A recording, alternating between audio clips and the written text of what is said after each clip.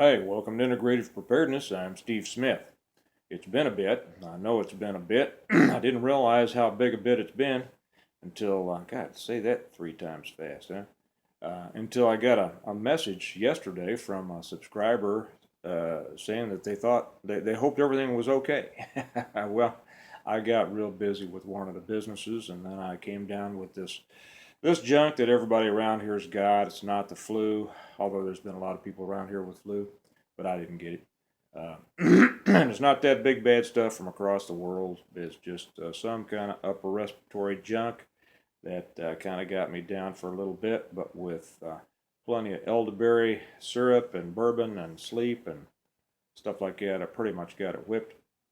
Uh, so I'm about to go down to get a new phone, and since I, as my son will tell you, am technologically challenged, I thought I'd better make a quick one on this phone, just in case I can't figure that one out for a while, and it takes me a few days. I'm headed down here in a few days to my secret location where I go every year about this time of year for kind of a relaxation week.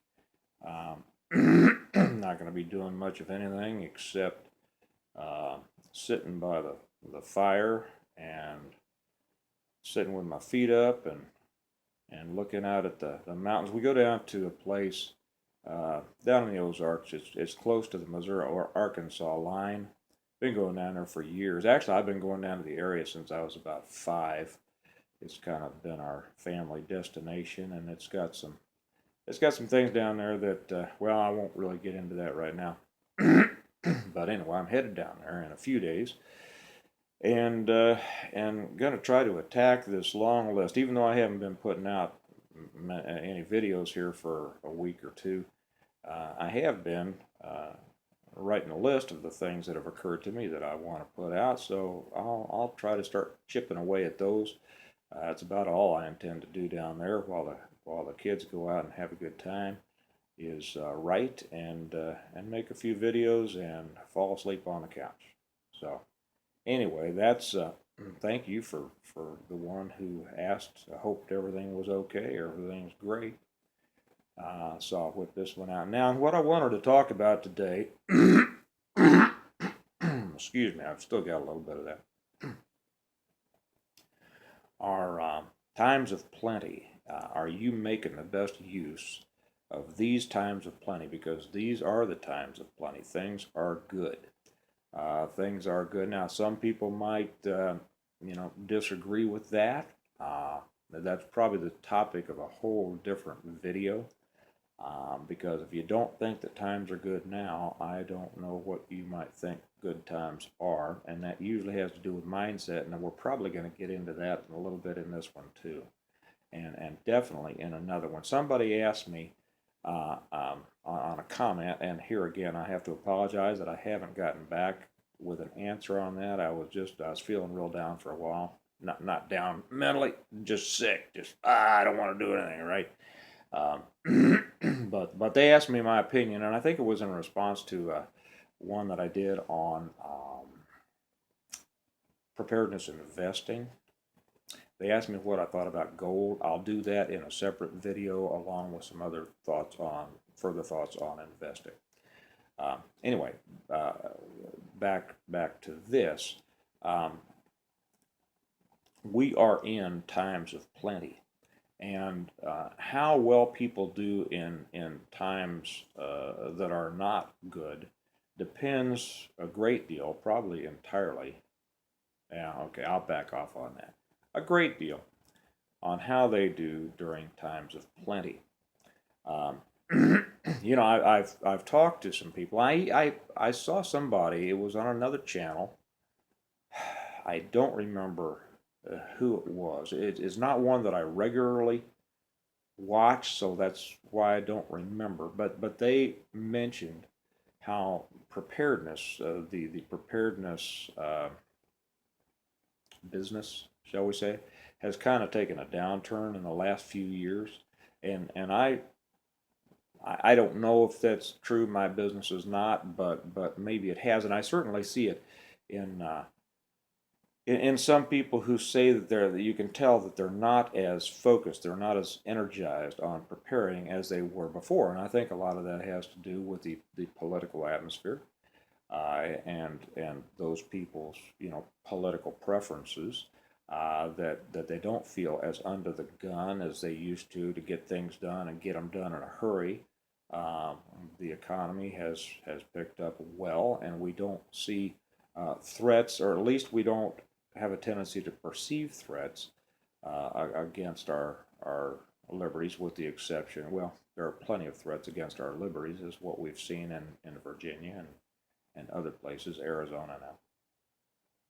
But people have kind of fallen off their energy of preparing. That is a big mistake. If we go back to one of the original preparedness stories, and you might be and they're from the Bible. Of course, everybody remembers Noah, and the saying that it wasn't raining when Noah built the ark, and that's the truth. But the one that I always think about is Joseph. And if you're familiar with the story, and probably a lot of you are, and if you're not, it's really something that, regardless of your religious beliefs, would be something good for you to read. It's found in Genesis. I won't go through the whole story, but Joseph finds himself given the responsibility by the Pharaoh to prepare Egypt for 7 lean years, because Joseph had interpreted a dream, and he told the Pharaoh that they were going to be in 7 years of plenty. I'm not sure if that's the word that he used.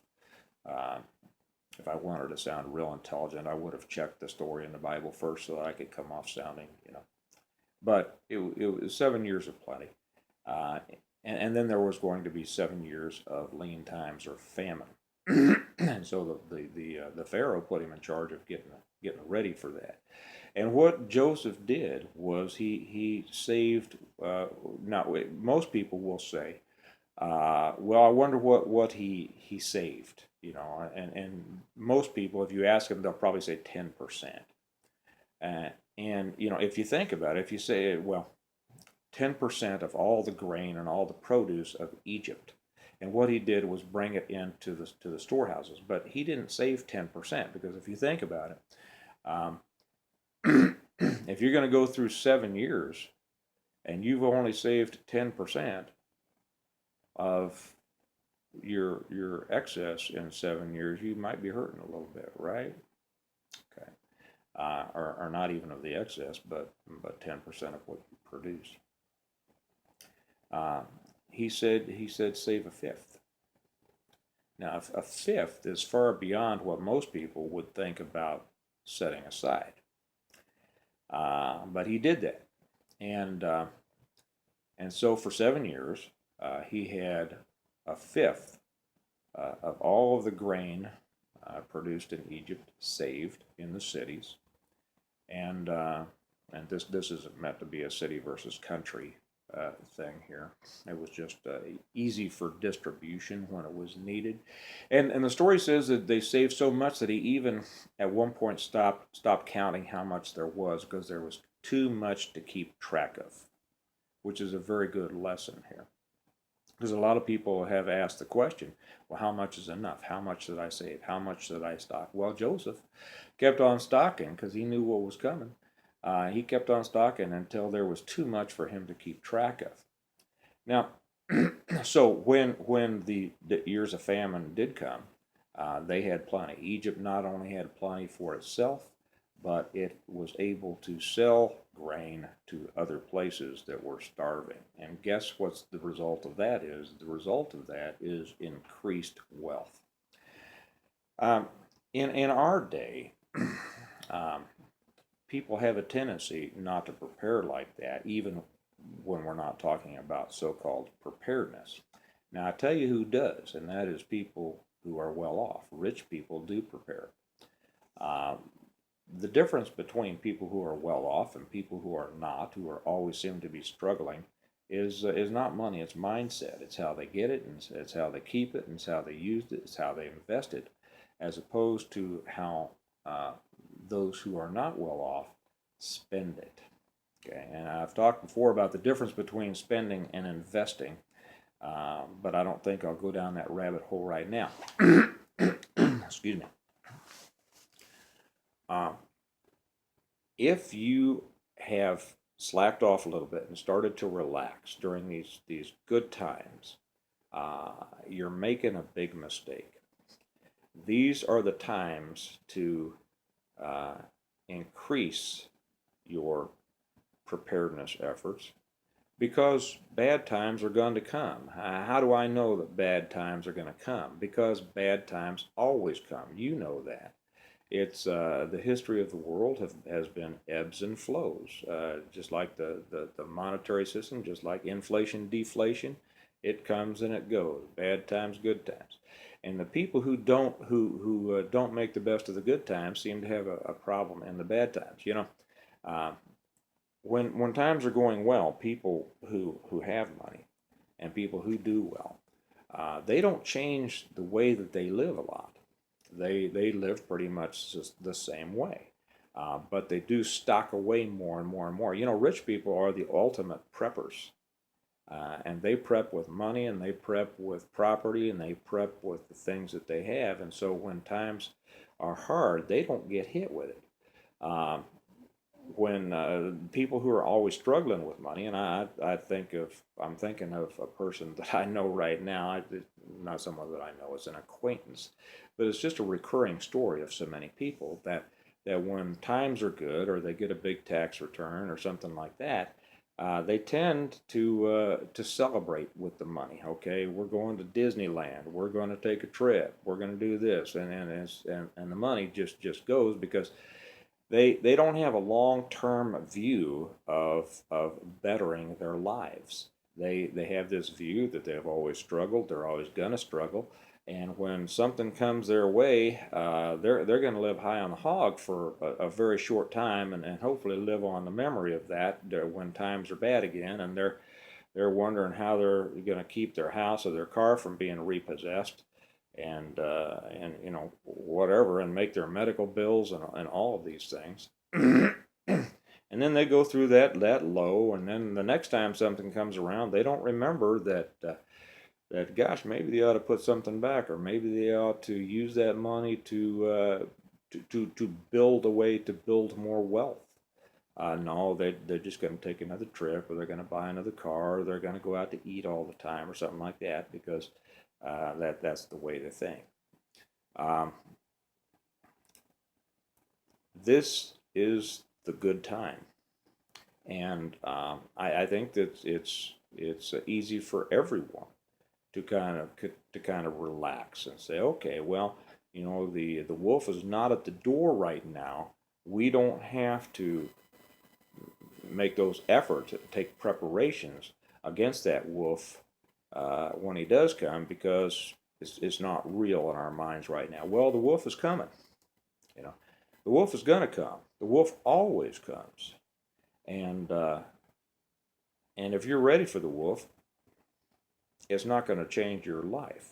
Yeah, it's like I say, that people who are doing well tend to live the same life all the time, good times, bad times, whatever. It's kind of what it's what I say when I say we prepare well today, so that we can live well tomorrow. Well, the word "well" is a very important word in there. We prepare well today so that we can live well tomorrow, not just struggle, not just make it, not just survive, not just hunker under the whatever, hoping that the latest threat or catastrophe isn't going to take us out. But we are going to prepare well now, understanding that the bad times are going to come, and we don't want that to wreck us. Okay, so now is the time. You're living well, things are good, but now is the time to even increase what you're doing. Okay, and stock up. Like I said before, stock up on cash. One of the things that happens when things get bad is that people can't afford them and prices go down. You know, everybody's concerned about inflation, but deflation is also a deflation is an opportunity for those who have prepared and stocked some cash, which I always suggest that people do. Because when prices go down, guess what? The guy who's got cash can buy a lot more, whether that's living a good life or whether that's buying more equipment or food or whatever. It's the way that you build long-term sustainability and a quality of life for you and your family and generations to come. So anyway, that's my short little message today before I take this phone down and get a new one and hopefully I'll be able to figure that one out with the help of everyone around me. And hope that you're having a great day. It's a balmy 2 degrees here. I'm looking at that snow cover and can't wait to get out there. So you all have a great day, and I will hopefully be back here real soon in the next day or two with another one. And take care. I'll talk to you later. Bye-bye.